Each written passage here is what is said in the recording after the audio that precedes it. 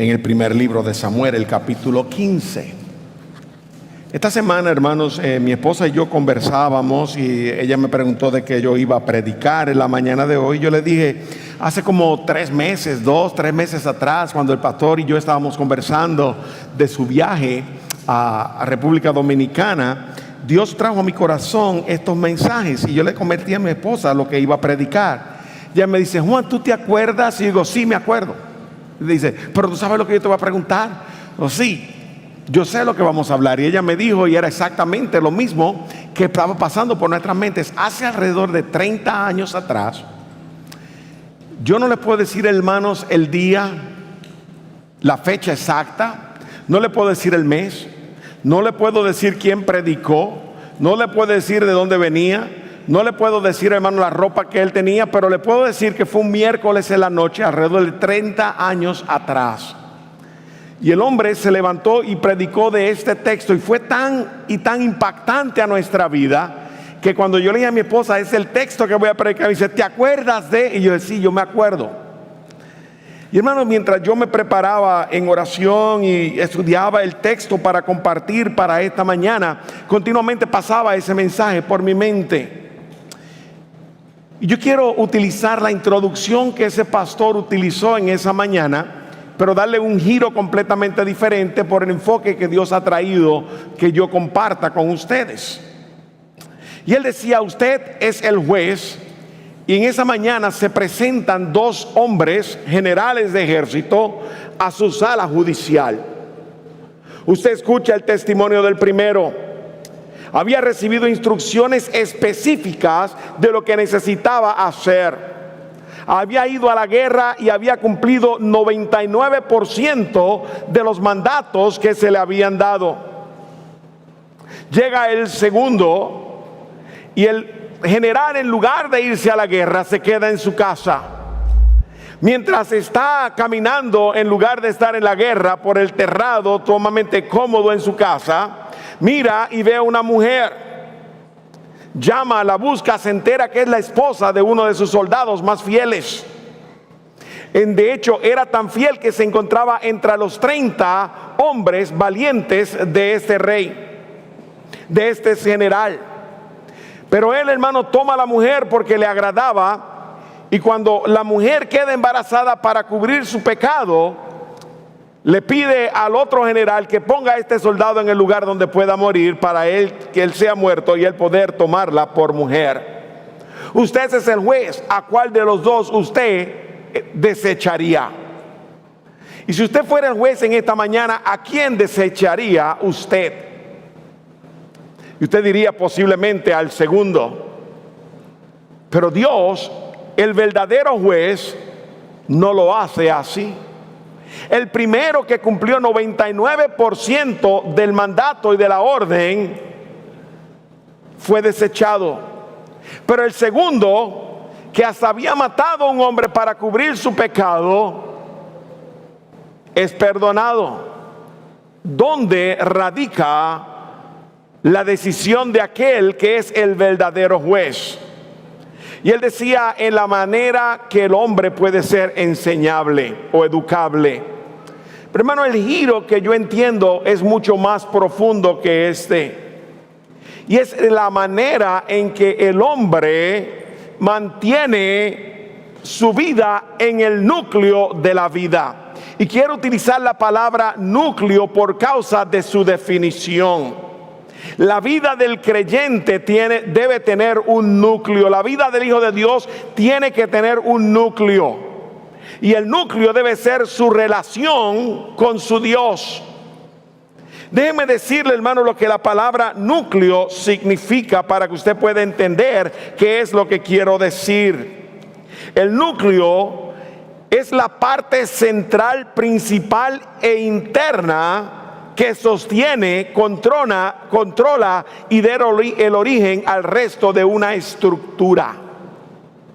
Si nosotros lo miramos en el sentido de la biología, el núcleo es la zona que contiene el ADN de cualquier individuo, de las células que forman nuestro cuerpo. Si lo miramos en la manera de la física o la química, el núcleo es la región central del átomo y el átomo es la unidad fundamental de la materia. Obviamente el átomo, como hemos aprendido en ciencia, contiene protones, electrones y neutrones, pero el núcleo no tiene electrones, las cargas negativas, no hay nada negativo en un núcleo. Si lo miramos en geología, la ciencia que estudia la Tierra, el núcleo es la capa más profunda de la Tierra. Si lo miramos, hermano, en la informática, usted es una persona que trabaja con computación, es el componente central del sistema operativo de un computador. Es decir, el núcleo es el centro que controla y guía a las cosas. Y hermano, cuando miramos la vida del creyente, el núcleo debe ser aquello que controla y guía nuestra vida. Y si nosotros miramos cuál es el problema de la lectura que nosotros tenemos hoy, cuál es la razón por la que Dios desecha a Saúl, pero acepta y perdona a David, entonces, hermanos, tenemos que entender es que la vida de estos individuos tenían dos núcleos diferentes. Uno estaba centrado en sí mismo, uno estaba centrado en su egoísmo, uno estaba centrado en su pecado, uno estaba centrado en su poder, en su ambición, en las cosas terrenales, y uno estaba centrado en Dios. Y en esta mañana yo quiero que en la medida que contemplamos cuál es la manera más evidente de nosotros poder entender cuando Dios deja de ser el núcleo de nuestra vida, que le pidamos a Dios que nos ayude a entender si Él es el núcleo de nuestra vida. Si Él es el centro sobre el cual giran todas las cosas, se edifican todas las cosas, se controlan todas las cosas. ¿Es Dios el que guía todas tus actitudes? ¿Es Dios quien guía todas tus decisiones? ¿O son las cosas que te placen a ti las que están decidiendo y guiando tu vida en esta mañana? La idea central que yo quiero proponerte es la siguiente. Cuando Dios deja de ser el núcleo de nuestra vida, un resultado evidente es desobediencia. Ahora, hermanos, yo quiero hacerte una aclaración antes de comenzar. Hoy yo voy a mirar la desobediencia de Saúl. La semana que viene yo voy a mirar la obediencia de David, para que podamos tener todo el mensaje, para que podamos entender las dos caras de la moneda. Y cuando yo hablo de la obediencia de David, no voy a señalar al hombre, porque David tuvo muchas faltas. Solamente hay uno que es obediente, que es el que es digno de ser señalado. Y es de quien vamos a hablar en esta mañana. Así que, hermanos, en el texto de la mañana, en todo el capítulo, vamos a mirar 4 manifestaciones o 4, hermanos, razones fundamentales, aquello que está detrás de mi desobediencia como hijo de Dios. ¿Qué es lo que sucede en mi vida por lo cual yo desobedezco a Dios de una manera tan clara, de una manera precisa, de una manera, hermanos, que es evidente? Y lo que yo hago cuando estoy desobedeciendo y soy confrontado por ello. Así que, hermanos, cuando leemos los primeros 8 versos, no los vamos a leer por ganar el tiempo, los primeros 7 versos, encontramos que Dios le dice a Samuel que vaya donde Saúl. Y cuando él va donde Saúl, dice: yo quiero que tú le digas a Saúl, el primer rey de Israel, que yo voy entonces el día de hoy a juzgar. ¿Quién es el que está juzgando? Dios. Yo voy a juzgar a través de él lo que Amalek hizo a mi pueblo cuando salió de Egipto. Hermanos, no tenemos tiempo de entrar en toda la historia y el trasfondo.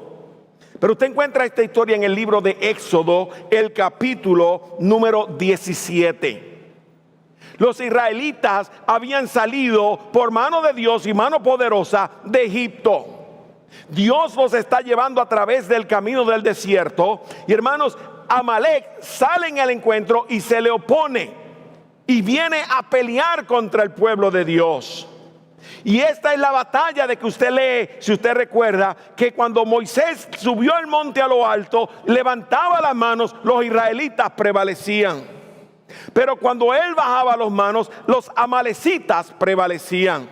Y vinieron Hur y Aarón y tomaron una gran piedra, y Moisés se sentó sobre ellos. Y Hur y Aarón, el hermano de Moisés, le levantaban las manos para que los israelitas tuvieran victoria.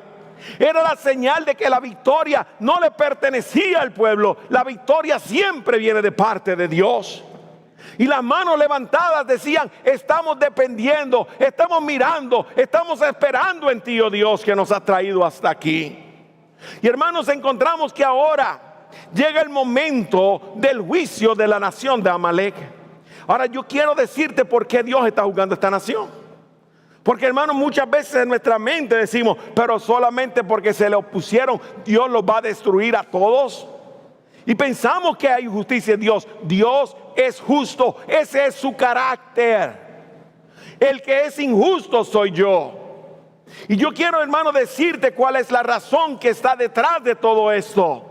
Es que, hermanos, nosotros como pecadores que somos, cambiamos, y aquí está el primer punto, la definición de lo que es justo.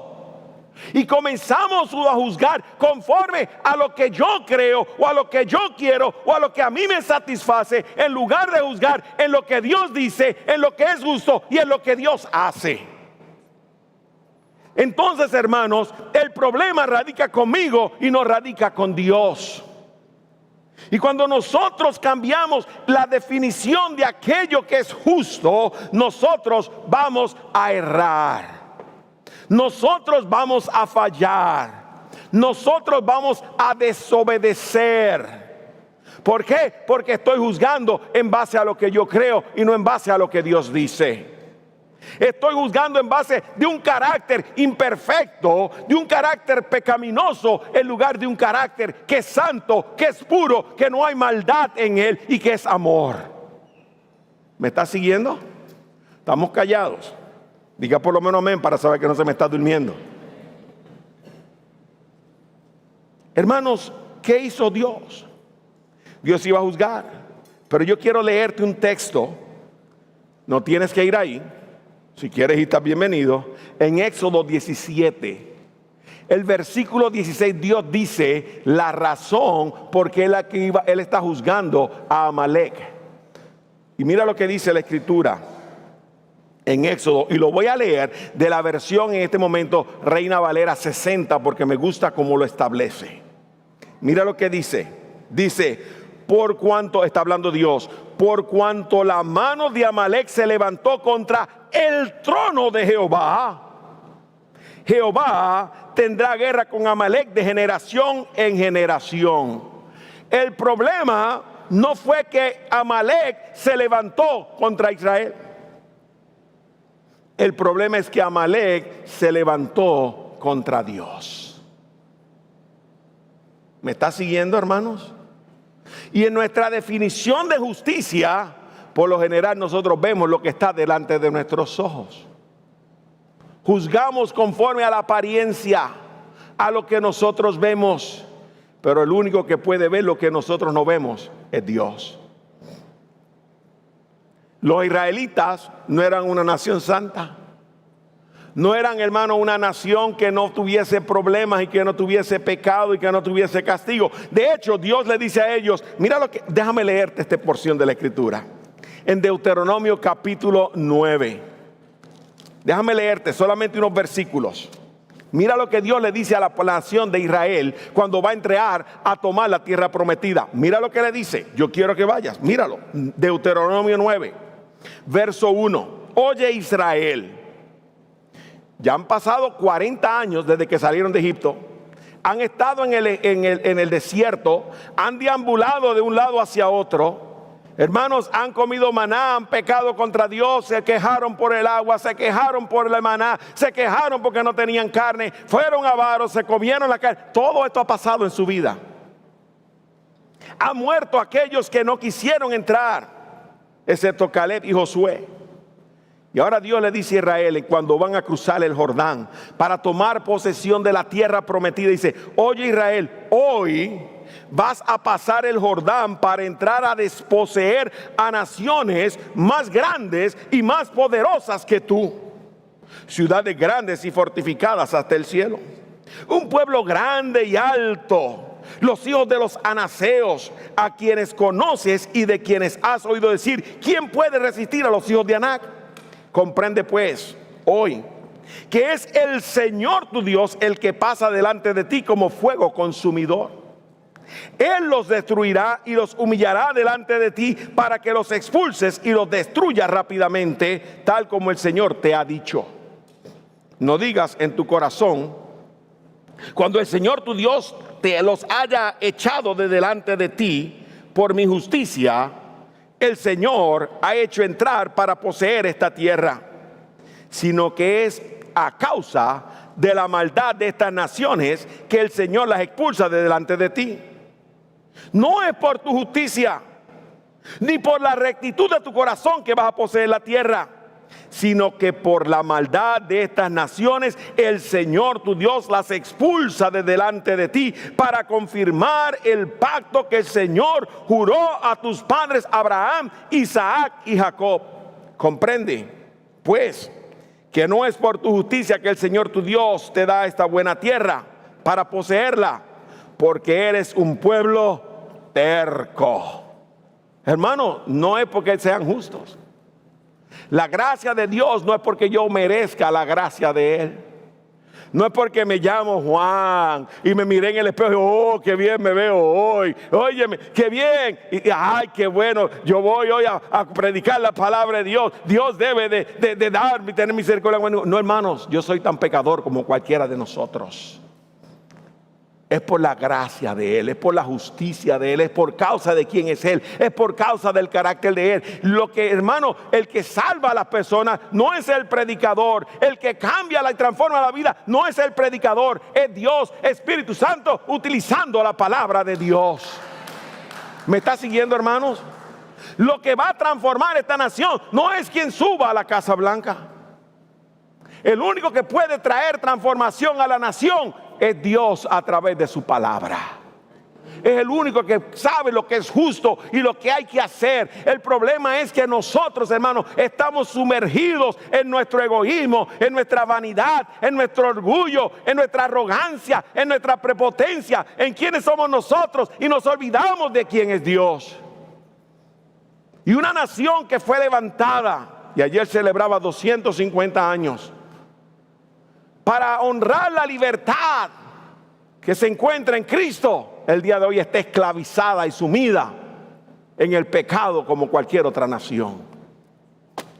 Y hemos cambiado, hermano, la gloria de Dios por la injusticia, como leemos en Romanos. Y no vemos nada diferente a lo que pasó en los días de Noé, y no vemos nada diferente a lo que dice la Escritura, que surgió y habló en la Escritura en Romanos capítulo 1. Vemos la misma inmoralidad, vemos la misma corrupción, vemos la naturaleza caída del hombre en todo su apogeo. Dios ha de juzgar. Cuando Él entiende, es el tiempo de Él para juzgar.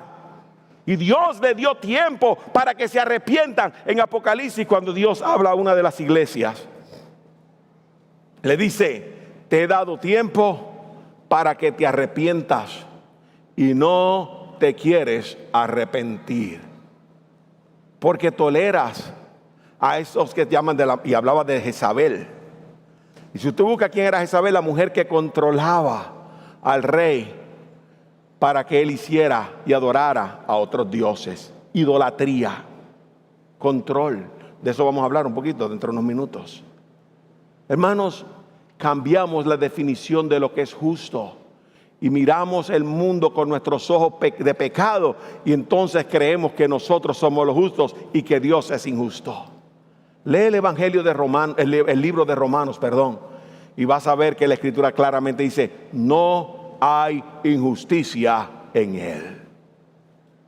Por eso la obra de salvación es una obra de gracia. en la persona de aquel que es único, que el único que fue justo, el único hombre justo en sí mismo, en su carácter, fue Cristo Jesús. Y por eso fue el Cordero perfecto que murió por nuestros pecados. Somos pecadores salvados por gracia. Y cuando nosotros cambiamos la definición de lo que Dios llama justo, por lo que nosotros creemos o entendemos debe ser justo, estamos en peligro de nosotros apartarnos de la fe. Y necesitamos mirar lo que Dios está tratando de enseñarnos. No, hermano, no trates de entender. Las cosas de Dios no son comprensibles muchas veces a nosotros los hombres.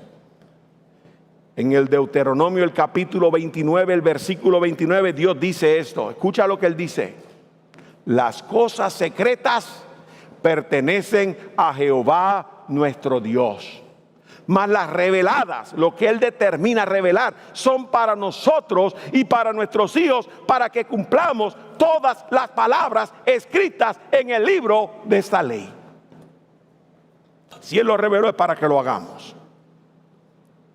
Si Él no lo reveló, Él sabe por qué. No es para que lo juzguemos. Pero el primer principio que nos lleva a desobedecer a Dios es cambiar la definición de lo que es justo. Y comenzar a juzgar lo que es justo en base a lo que yo soy, o en base a lo que yo creo, o en base a lo que yo pienso. Entendamos, hermano, y parémonos en la teología firme de la palabra de Dios. Dios es justo y no hay injusticia en Él. Lo que Él hace, Él lo entiende. Quizás yo no lo entienda, pero porque yo no lo entienda, no quiere decir que el carácter de Dios ha cambiado. ¿Estamos claros? ¿Me puedo mover? Así que, ¿qué me hace a mí torcerlo? El cambio de la definición de justicia. El mundo juzga la justicia de una manera relativa, conforme a lo que ellos quieren creer. La verdad no es relativa, la verdad es absoluta. Dios es verdad y es inmutable. Él no cambia. Y como yo escuché un predicador decir, lo voy a repetir para ustedes. En este mundo tan cambiante, lo mejor es pararnos en la incambiante palabra de Dios. El mundo cambia, pero Dios no.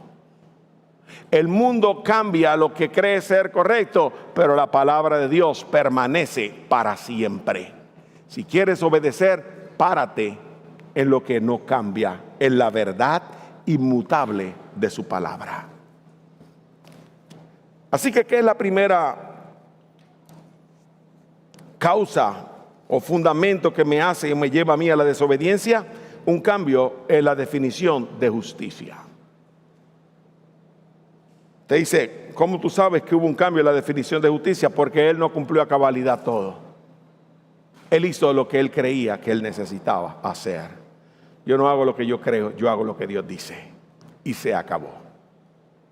Como cuando usted va donde su jefe y su jefe dice, haz esto, y tú le dices, hice esto, pero lo hice hasta aquí porque yo entiendo que usted está equivocado. ¿Qué te va a decir tu jefe? Tú no fuiste empleado para hacer lo que tú crees, tú fuiste empleado para hacer lo que se te dice. Y si no haces lo que se te dice, ahí está la puerta, camina. ¿Tú entiendes lo que te quiero decir? ¿Verdad que sí? Por eso tenemos que pararnos en lo que Dios dice y no en lo que nosotros creemos. Número 2.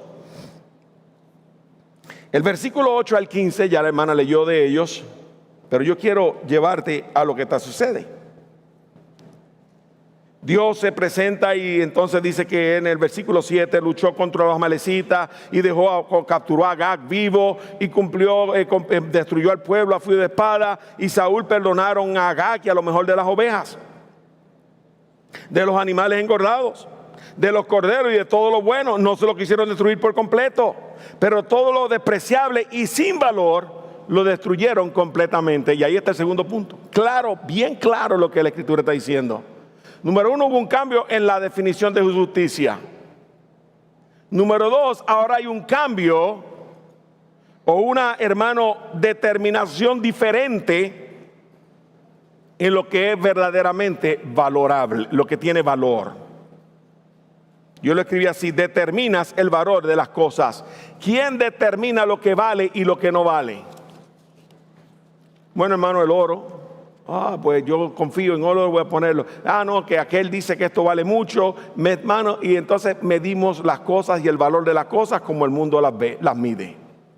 Si nosotros hoy fuéramos a medir, hermanos, el valor de como mide el mundo las cosas, y escuchen lo que voy a decir claramente y con mucho cuidado. Si vamos a medir éxito, lo medimos en base a cuánto una persona acumula. O qué posición logró escalar en la corporativa, en el mundo corporativo. Ese hombre fue muy exitoso. Él era el CFO, el CEO, el ejecutivo más alto que corría la corporación más grande de Estados Unidos, o de las 50 más grandes. Y esa corporación se lo llevó para hacer otra, o para convertir otra. Yo me acuerdo, hermano, cuando yo estaba en la universidad, encontré un libro que fue muy famoso en ese tiempo, quizás estoy hablando de la época de los 80, se llamaba Iacocca. Yo no sé si ustedes saben quién es Iacocca, pero Iacocca era el presidente de la compañía Ford. Usted maneja muchos vehículos, muchos de ustedes les gusta manejar el vehículo Ford. Y pues Iacocca empezó como un vendedor. Y cuando el Mustang salió en el 1968, él fue el que se inventó en el 68 con 68. Y era que usted daba $68 de inicial para comprar un Mustang del 68 y pagaba por 68 meses, creo, $68. Y eso le daba el carro. Y tú eras el 68 con los 68. Usted lo aprende en ese libro. Hasta que Henry Ford se cansó de Iacocca y lo despidió. E inmediatamente Chrysler, la compañía Chrysler, ustedes saben que son los Chrysler, ese día salió en el periódico: Chrysler a la bancarrota, Iacocca nombrado Chief Executive Officer. Y Iacocca, lo que se dedicó, y el libro está tratando de argumentar, dice: yo me vengué de Henry Ford cuando yo saqué a Chrysler de la bancarrota. Yo le di en la cara, y después se me nombró ser el que restauró la estatua de la libertad. Hermano, toda la vanidad del hombre usted la va a leer ahí. Todo lo que es prestigio, usted lo va a leer ahí. Todo lo que es poder, usted lo va a leer ahí. Y usted dice: wow, cuánto lo admiramos. Hermano, admiremos lo que Dios admira y valoremos lo que Dios valora. La Escritura nos dice que lo vil, lo menospreciado y lo que no es, Dios lo escogió para deshacer lo que es. Si nosotros medimos como mide el mundo el día de hoy, lo que es éxito, las iglesias exitosas, hermanos, son las de Joel Austin. O son, hermanos, las iglesias, las mega iglesias que encontramos aquí, hombres tan pecadores como cada uno de nosotros. Y hermano, es triste porque cuando el hombre comienza a buscarle y a robarle a Dios la gloria, tú los ves cayendo, hermanos, como hormiguitas. Y lo que Dios está diciendo: no pongas los ojos en un hombre, porque el hombre es tan pecador como lo eres tú y como en este momento soy yo. Ponlos en aquel que no peca, en aquel que es perfecto, en aquel que sabe lo que es valor. Hermano, gloria al Señor por los pastores fieles que se levantan, hermano, a predicar con toda la energía a 10, a 15, a 20, como si estuvieran predicándole a 5,000, a 10,000 o a 50,000. Gracias a Dios, hermano, por lo que Dios usa. No tiene que tener grandes títulos, ni un montón de letras detrás de su nombre. El doctor, yo me acuerdo llamar a una persona, no voy a decir dónde yo trabajaba, pero cada vez que yo marcaba el teléfono, la persona decía: te habla el doctor reverendo, yo no sé qué otro título tenía, fulano de tal. ¿Qué me importa a mí si tú eres el doctor reverendo? No sé, pero la gente se llena la boca con los títulos, y eso como que me da mi apariencia y prestigio. Hermano, Dios desecha lo que el hombre mira. Porque el hombre mira, dice la Escritura en 1 de Samuel, lo que está delante de sus ojos. Pero Dios mira lo que no ve el hombre, el corazón. Y es ahí donde está el problema. nosotros valoramos como el hombre valora. Estamos siendo educados cada día en este mundo y en esta sociedad para darle valor a lo que el hombre valora. Dice aquí que él dijo, esta vaca está gordita, esta vaca da buenos ribeyes. Ahí puedo invitar a Moisés, no le doy uno, le doy 3. Usted sabe lo que quiero decir, ¿verdad? El pastor dijo que le gustaba el ribeye, así que usted sabe. Pero no le dé 1, le dé 2. Hermanos, no podemos valorar como el hombre valora. Cuando nosotros valoramos, hacemos como hizo Saúl. Escogemos lo que hacemos y no obedecemos lo que Dios pide. ¿Qué hizo él? Nota, vamos a mirar el texto. Mira lo que dice Dios. Entonces, verso 10, vino palabra del Señor a Samuel. Me pesa, hermano, Dios dice, me pesa, me duele haber hecho rey a Saúl, porque ha dejado de seguirme. ¿Contra quién levantó la mano Amalek? Contra el trono de Dios. ¿Qué está haciendo? ¿A quién no está siguiendo Saúl ahora? A Dios. ¿A quién está siguiendo? A él. Lo que él quiere. Lo que él quiere. Hermano, dice, porque no ha cumplido mis mandamientos. Y dice la escritura que Samuel se conmovió y clamó al Señor toda la noche. Samuel sabía lo que le esperaba. Samuel sabía que iba a tener que presentarse ante Saúl ahora con el mensaje de Dios. Saúl está haciendo preparación. Dios, dame la fortaleza, dame la capacidad. ¿Cree usted que cuando Saúl se presentó, él se presentó, Saúl, ¿cómo estás? Llegó Samuel. Hermano, Samuel dice, entró temblando. Saúl podía mandarlo a matar y lo mataban. Cuando Natán se presentó donde David, fue con una analogía y le dijo, matemos a ese hombre. Ese hombre es digno de muerte. Y Dios le dice, y Natán le dice, tú eres ese hombre. ¡Wow! Y ahí vemos la diferencia entre los dos hombres. Saúl dice, yo pequé, pero hónrame ahora frente a los demás hombres. Vamos a leer el texto ya mismo. Y David dice, yo pequé contra Dios. Dios, perdóname por lo que hice. ¿Estás viendo lo que la escritura dice? ¿Puedes ver el paralelo? ¿Puedes ver dónde está el problema de tu corazón cuando cambias y dejas de valorar lo que Dios valora y comienzas a medir las cosas como las mide el mundo? Hermano, pero estamos siendo entrenados desde pequeños y bombardeados cada día con esta mentira de Satanás. De lo que vale, lo que más cuesta. Mientras más cuesta, más vale. Yo nunca me olvido cuando Dios comenzó a trabajar en mi corazón acerca de la doctrina reformada. Hermano, en el sermón yo lo titulé sermón etiquetas. Yo me acuerdo que en la introducción traje 3 camisetas, 3 polos, y estaban de parte de atrás. Y le dije a una hermana, ¿tú que eres costurera? Ven acá. Y dice, ¿tú me puedes decir cuál es la diferencia de estas camisas? Y me dice, pastor, ninguna, yo veo la cualidad, mírala bien, asegúrate, la tela es diferente. No, es igual.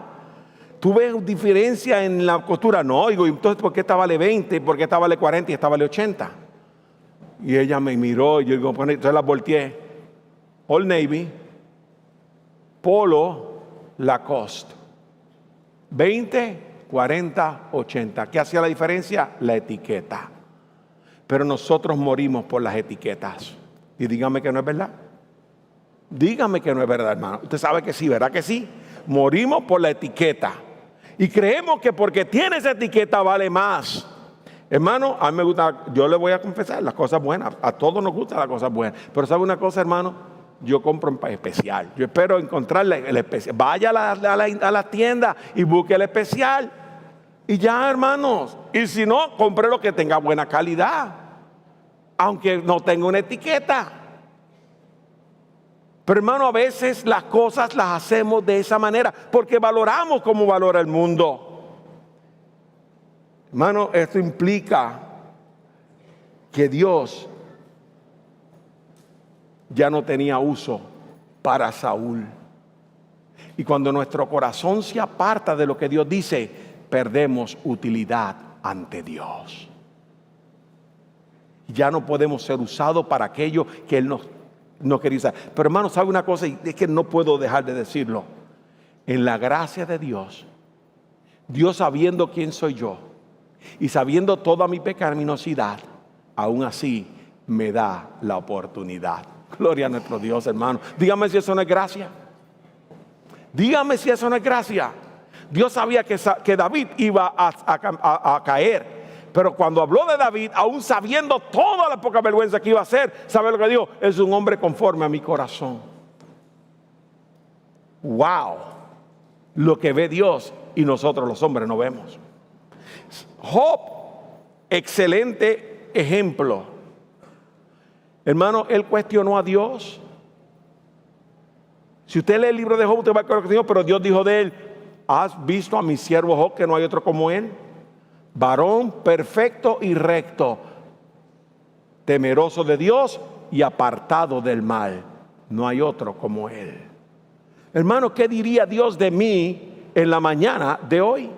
Cuando considero lo que nosotros tenemos que comprender. ¿Qué sucedió con Saúl? Hermanos, dice la Escritura en el verso 12 que se levantó de mañana, fue al encuentro de Saúl, se le dio aviso a Samuel y Saúl se ha ido a Carmel, donde ha levantado un monumento para sí. Y ha dado la vuelta, ha seguido adelante, bajando a Gilgal. En Gilgal era la casa de los profetas. Hermano, Saúl se levantó, ya no estaba interesado en que fuera el monumento para Dios. Él se levantó el monumento para él. ¿Me está siguiendo, hermano? Esto es sobrio. Esto es sobrio. Esto es algo que nos debe hacer meditar y temer. Hermano, corrompió el poder, la gloria, las riquezas, lo corrompieron. Yo no sé si alguna vez usted ha hecho esto, pero le reto a que lo haga si usted está dispuesto a vivirlo. Le digo que si está dispuesto a vivirlo, porque es una oración, hermano, que Dios, si la contesta, a lo mejor te pasa por momentos de mucha dificultad. Pero a mí, hermanos, una vez yo estaba leyendo el libro de Proverbios, el capítulo 30, y encontré la oración de Lemuel. Y le dice: Señor, no me des pobreza ni riqueza, manténme del pan necesario, no sea que me falte y robe y blasfeme tu nombre, o no sea que tenga demasiado y me olvide de ti.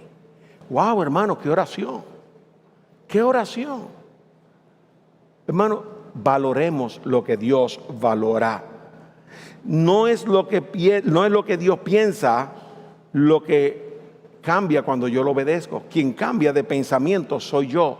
Dios no cambia en lo que piensa. Dios establece lo que Él dice y Él es claro en el mensaje, y Él quiere que nosotros vayamos y nos presentemos, y hermano, y vivamos para la gloria de Dios. Pero hermano, el hombre cambia de sus valores, y ya no, cuando le cambia de sus valores, ya no le importa decir las verdades y hermano, hacerse el ciego.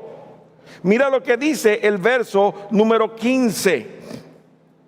No dice, bueno, primero le dice en el verso 13, bendito seas del Señor, he cumplido el mandamiento del Señor. Y Samuel dice: ¿de verdad?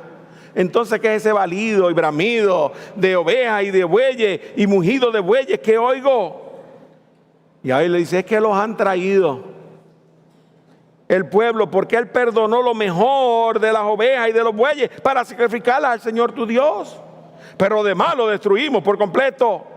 Hermano, escúchame, decimos mentiras para cubrir lo que hacemos cuando cambiamos de valores, y culpamos a otro por lo que nosotros hacemos. El pueblo lo hizo y le echamos la culpa al otro. Hermano, no es culpa del otro, es mi pecado. Deja de estar culpando al otro por tu pecado y acepta tu pecado como es. Y déjeme decirle algo, esta mañana lo decía en mi clase, en la clase que di de escuela dominical. Ahora el mundo no quiere llamarle pecado a lo que hace, le llama a decir errores.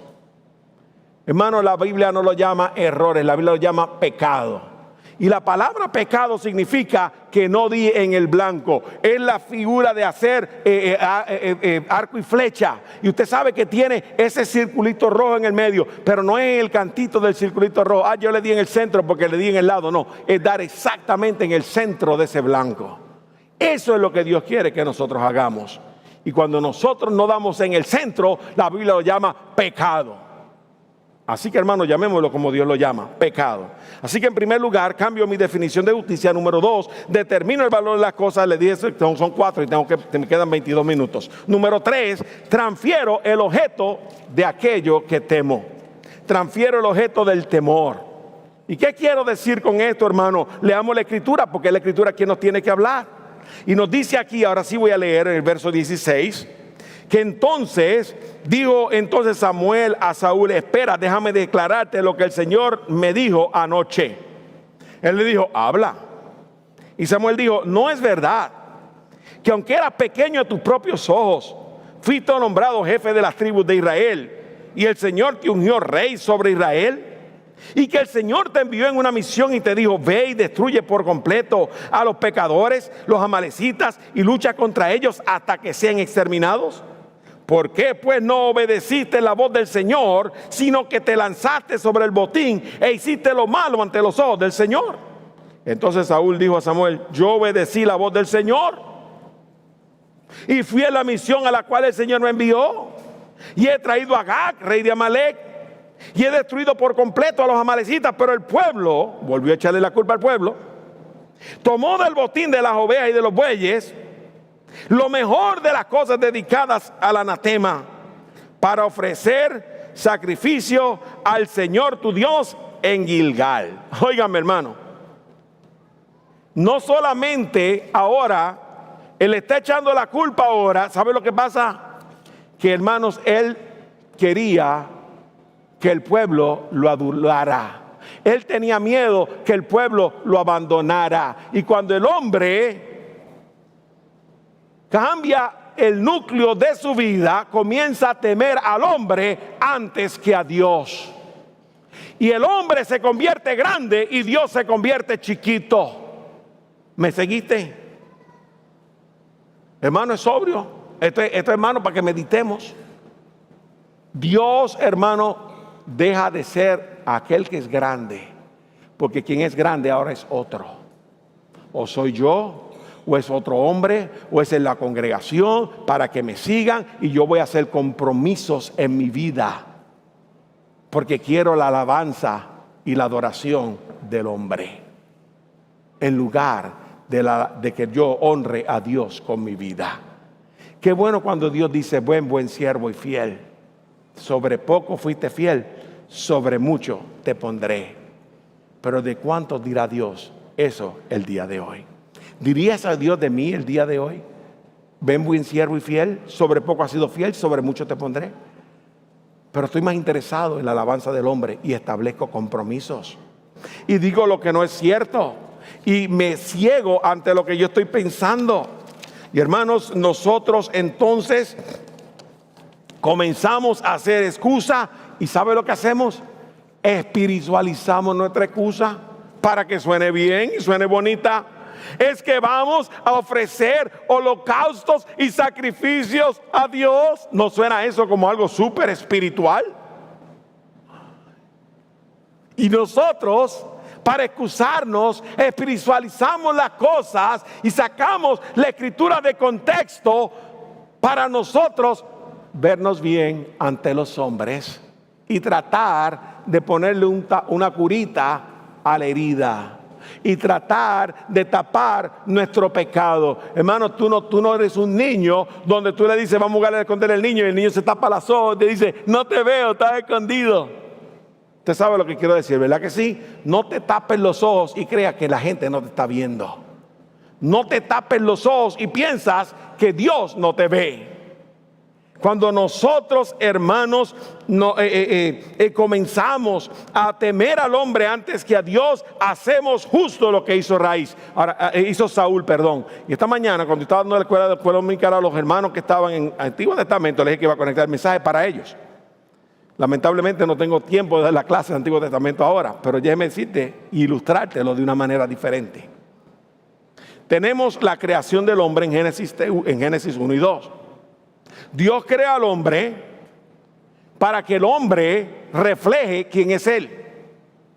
Y le da una mujer y crea el hogar para que exista unidad, porque la Trinidad es una unidad perfecta. Y el hogar debe estar reflejando, hermano, la gloria de Dios y la unidad que sí debe tener el Padre, el Hijo y el Espíritu Santo. Y Dios hace conforme a su semejanza, es decir, según hay un rol distinto entre el Padre, el Hijo y el Espíritu Santo, hay un rol distinto en el hogar. El Padre, la esposa, la mujer y el Hijo tienen roles distintos. No tienen menos valor el uno que el otro, de la manera que el Dios trino no es diferente en esencia, en valor, en cualidad, en santidad, en justicia, en amor. Tampoco somos diferentes como individuos. Como decía la gente en la clase esta mañana, los hombres no son más inteligentes que las mujeres. Y las mujeres nos están diciendo amén, diga más.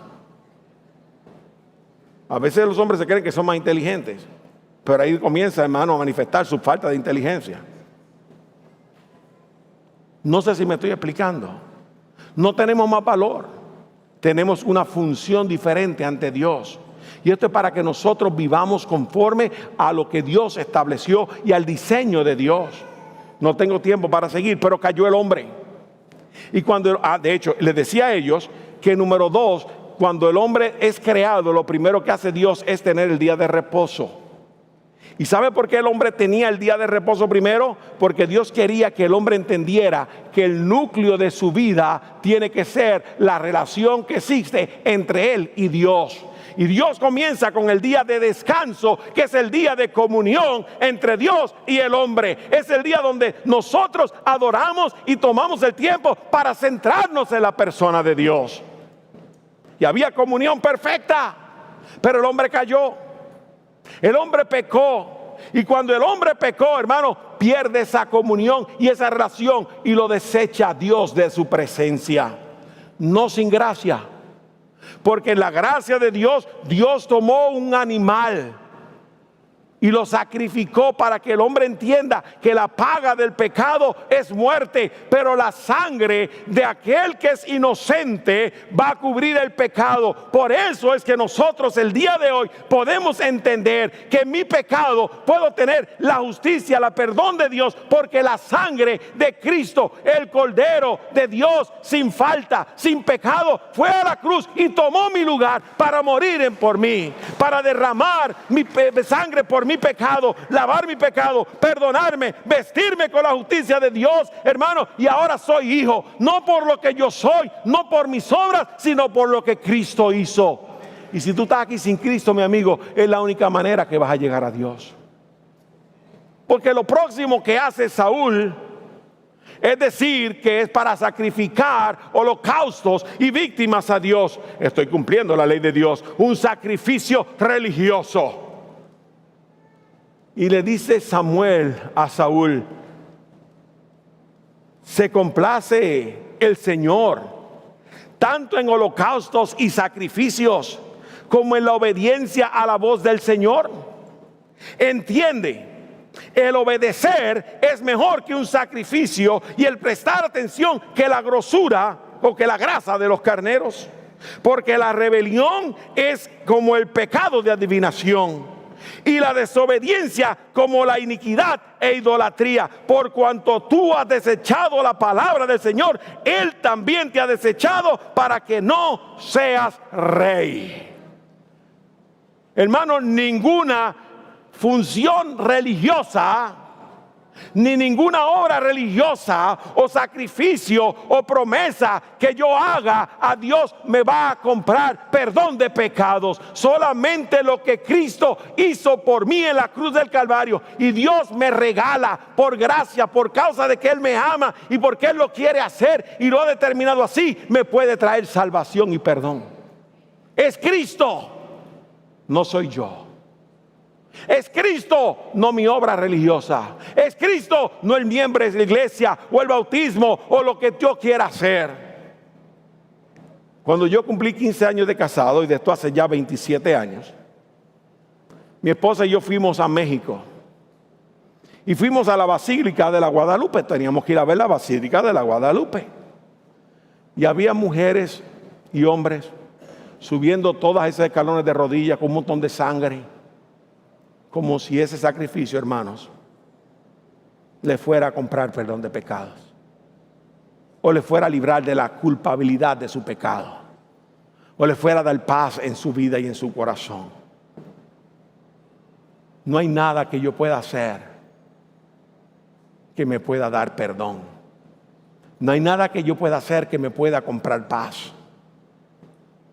Es lo que Cristo hizo por mí, lo que me compra perdón y lo que compra paz y lo que restablece mi relación caída por causa de mi pecado ante Dios. Así que, hermanos, no pensemos que porque el hombre me alabe y me adule, yo soy agradable ante Dios. Y yo agrado a Dios con lo que yo hago. Puedo ser el mejor predicador y tener la iglesia más grande de Estados Unidos. Y lo que estoy haciendo no es conforme a este libro. Yo estoy en desobediencia y estoy en desagrado a la persona de Dios. Así que, número 1, cambio mi definición de justicia. Número 2, determino el valor de las cosas. Número 3, transfiero el objeto de mi temor. Y número 4, usurpas la gloria de quien la merece. Hermano, nota la escala decadente. No hay una escala, no es una escalera ascendente, es una escalera para bajar al sótano y no subir al segundo piso.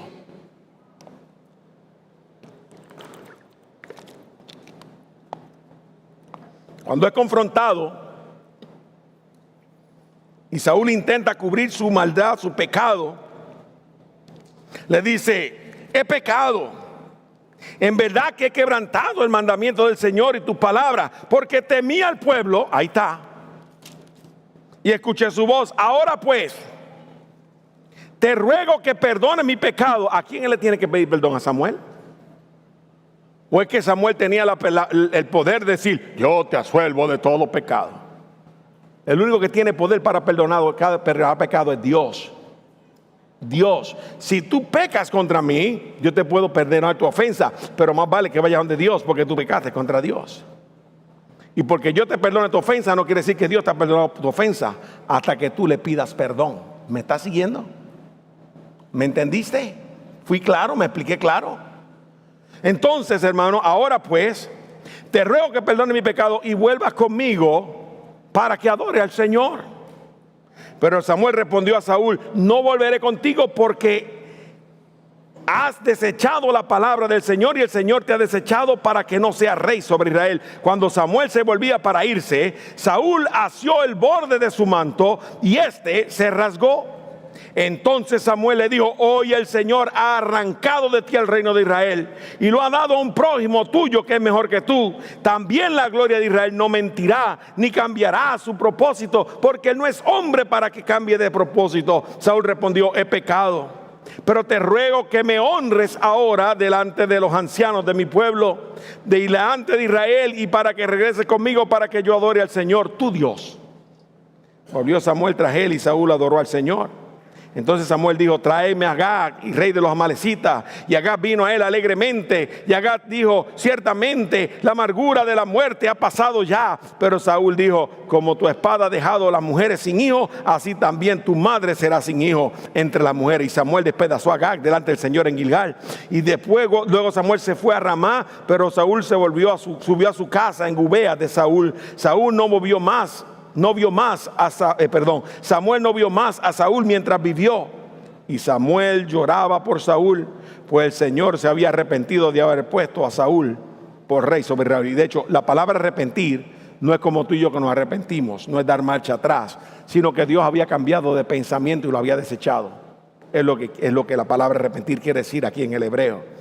Pero déjame rápidamente darte unos principios, unas verdades que están diciendo en estos versos. Y lo que nos están diciendo es lo siguiente, hermanos. Lo que nos están diciendo es que nosotros usurpamos la gloria de Dios y lo sabemos porque pedimos perdón a la persona incorrecta. Sí, él tenía que, Saúl, perdóname, pero verdaderamente contra quien yo pequé fue contra Dios. David no le dijo, Natán, perdóname. David dijo, Señor, he pecado contra ti. Y si tú lees el Salmo 51, tú vas a ver un alma que está derramando su pecado ante aquel que tiene poder para perdonarlo y gracia suficiente para extenderle misericordia.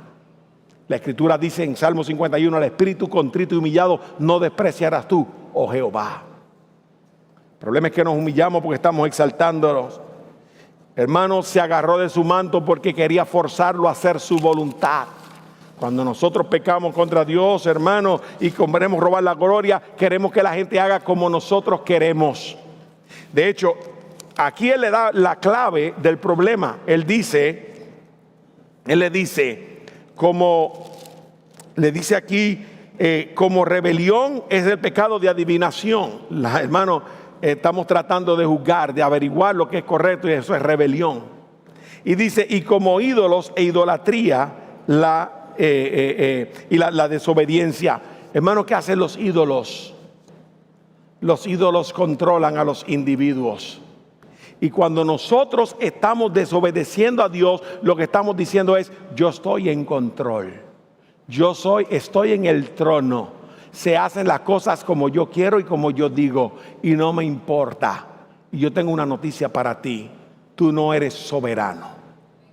Soberano quiere decir que tiene la capacidad y el poder de hacer lo que quiere, cuando quiere, como quiere, con quien quiere.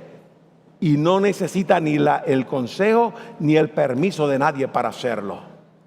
Si tú crees que eres soberano, haz lo que quieres hoy, a ver qué va a pasar. Vete, pásale por un policía por el lado a 90 millas por hora, a ver si vas a hacer lo que tú quieres. Y después, cuando él te ponga la sirena, métele el chambón y sube a 110. Que no vas a dormir en tu casa esta noche. No vas a dormir en tu cama. Y tú dices, tengo libertad. Tienes libertad. ¿Puedo hacerlo? Puedes hacerlo. Pero dime si vas a hacer, las cosas van a ser como tú quieres. No creas que tienes libertad. No erres, hermano. Le ruega ahora Saúl a Samuel. Samuel, por favor, hónrame frente al pueblo. Ahí, hermano, vemos el corazón más en su estado más decaído. No me interesa la gloria de Dios. Me interesa lo que el pueblo piensa de mí. Hermano, qué triste cuando nosotros estamos más preocupados de lo que piensa el hermano, de lo que piensa Dios. De vernos bien ante el hombre, en vez de vernos bien ante Dios. La actitud alegre de acá, hermano, manifestaba que no temía a Saúl ni a Dios, ni a Samuel, ni a Saúl, ni a Dios, ni a Samuel. Y la adoración de Saúl no solamente manifestó su orgullo y arrogancia, sino, hermanos, su hipocresía. Su hipocresía era una falsa, era una mentira. Y regresó a su casa como si nada hubiera pasado. Y Samuel llorando porque sabía que había traspasado la gloria de Dios. Y la pregunta que yo te hago esta mañana es si nosotros nos encontramos en este camino que estaba viviendo Saúl. Que Dios nos ayude y tenga misericordia de nosotros. Y tú, mi amigo, si estás aquí sin Cristo, el único que te puede perdonar, el único que fue suficiente, perfecto, para cumplir todo lo que el Padre le ordenó, es Cristo. Y en Juan 17, Él dice, he acabado la obra que me diste que hiciera. Y fue a la cruz y murió conforme a la voluntad del Padre, para que tú y yo tengamos perdón de pecado el día de hoy, aún en nuestra desobediencia. Y tengamos la oportunidad de regresar a Él y decirle, Dios, restáurame una relación perfecta contigo. Ayúdame, Dios, restabléceme y restaurame. Y precioso que la gracia de Dios nunca se acaba para perdonar al pecador cuando se arrepiente. Te quiero dar, hermanos, 4 principios para que quedes con ellos para memorización o para meditación. El primero, La justicia no puede ser definida por pecadores. No trates de definir justicia. Tú eres un pecador y vas a estar errado en lo que es justo. Número 2, lo que el pecador valora lo determina su egoísmo. Lo que Dios valora lo determina su carácter. No te centres en ti para determinar lo que vales. Céntrate en quién es Dios y lo que conoces de Él. Número 3, cuando reflexionas en cómo Dios te cuida, Él crecerá en ti y tú menguarás. Detente a meditar lo que Dios ha hecho por ti y lo que continúa haciendo. Y Él se hará grande y tú te harás pequeño. Y número 4, cuando Dios es el núcleo de tu deseo, de tu vida, tu deseo es su gloria. Cuando vuelvas a poner a Dios en el centro para obedecerle, lo que sucede en ti no es para que te vean, es para que lo vean. Que Dios tenga misericordia de nosotros en esta mañana.